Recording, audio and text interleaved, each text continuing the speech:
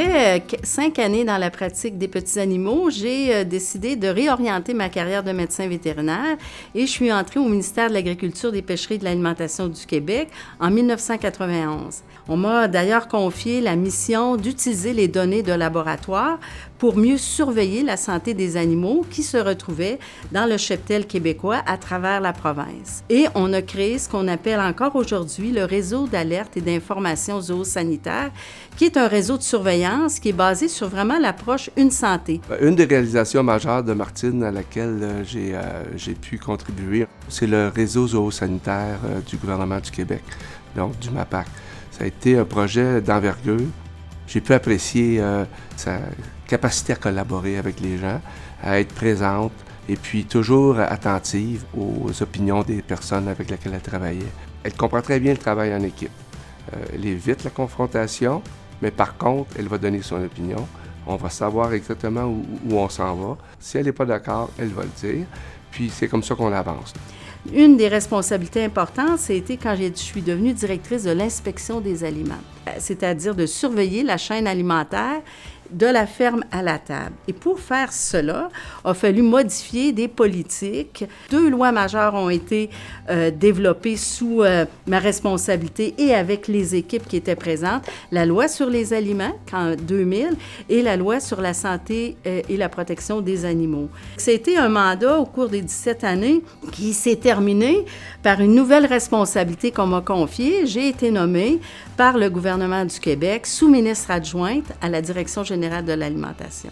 J'ai fait le saut à l'Agence canadienne d'inspection des aliments en 2008. J'ai accepté un poste et le poste était vice-présidente aux sciences. Et ça incluait la responsabilité suivante, c'est-à-dire être responsable de l'ensemble des laboratoires de l'Agence répartis à travers le Canada, donc 14 laboratoires, 1000 employés, et responsable des activités dans le secteur de la santé des animaux. On pourrait dire qu'il y a eu un avant Dr Dubuc et un après Dr Dubuc. Quand moi, j'ai commencé à travailler sur le terrain, le rôle d'un médecin vétérinaire, c'était surtout de faire des inspections ante- et post-mortem. Le rôle du vétérinaire et de l'inspecteur vétérinaire dans les abattoirs et les usines de transformation, c'est maintenant d'être un gestionnaire du risque. Maintenant, ce qu'on fait, c'est vraiment regarder le système qui se déroule sous nos yeux, puis d'essayer de cerner les endroits où c'est le plus important d'intervenir. Ça, c'est une véritable révolution. C'est un changement de paradigme. Ça, c'est grâce à Dr Dubuc. Durant ces 8 années, l'Agence m'a confié aussi la responsabilité de devenir le chef de la salubrité des aliments au Canada. J'avais la responsabilité vraiment d'orienter les politiques en matière de salubrité des aliments, mais aussi de faire innover le secteur de la salubrité alimentaire par le développement de nouvelles approches. Le ministre de l'Agriculture et de l'Agroalimentaire du Canada m'a nommé délégué du Canada à l'Organisation mondiale de la santé animale. Et ça, c'était un très, très beau mandat qu'il m'a confié. C'était de représenter le Canada pour influencer l'élaboration des normes en matière de santé et de bien-être animal, mais également en matière de produits qui proviennent des animaux. J'ai aussi assumé le rôle de la secrétaire générale de la Commission régionale des Amériques, donc sur un conseil d'administration de 28 pays des Amériques, membres de l'Organisation mondiale de la santé animale. Donc, ça m'a amené vraiment à côtoyer une panoplie d'experts tout partout à travers le Canada, mais aussi tout partout à travers le monde, puis à faire rayonner vraiment l'expertise que nous avons au Canada à travers le monde. Une des choses que j'aimerais dire de Dr Dubuc, c'est qu'elle a un pouvoir d'influence, elle a un pouvoir de vulgariser. Le travail qu'elle a exécuté durant sa carrière, ça a été toujours dans des ministères à vocation scientifique.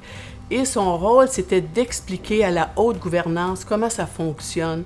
Ma carrière ne s'est pas terminée à l'agence. Le gouvernement fédéral m'a demandé de devenir sous-ministre délégué au ministère de l'Environnement et des Changements climatiques et vraiment de travailler de façon importante à l'élaboration de nos nouvelles politiques qu'on a maintenant au Canada en matière de changement climatique, en matière de protection de la biodiversité, en matière de la protection des océans. On a passé aussi des règlements pour combattre la pollution des océans par les plastiques. Donc, il y a eu beaucoup de politiques qui ont été développées au cours des 4 années auxquelles j'ai œuvré à l'intérieur du ministère de l'Environnement et des Changements climatiques. Dr Dubuc, c'est une personne d'une intelligence situationnelle hors pair. Au travers de tout ce que j'ai pu voir d'elle, elle a su s'adapter et faire de défis des occasions. Ce qui est très intéressant de son leadership, c'est que la personne, c'est la priorité. Après, le travail. Donc, il y a beaucoup de charisme, d'empathie dans son travail. Elle comprend les gens, elle les consulte, elle veut avoir leur opinion. Vraiment, c'est une personne sincère, conviviale. Elle est à l'aise partout. Je l'ai vu avec le directeur général de l'OIE, elle nous reçoit, puis tout de suite, elle met les gens à l'aise. Juste pour terminer, je dirais que moi, je la prendrais dans mon équipe de hockey. Puis ça, Martine, c'est pour ta mère.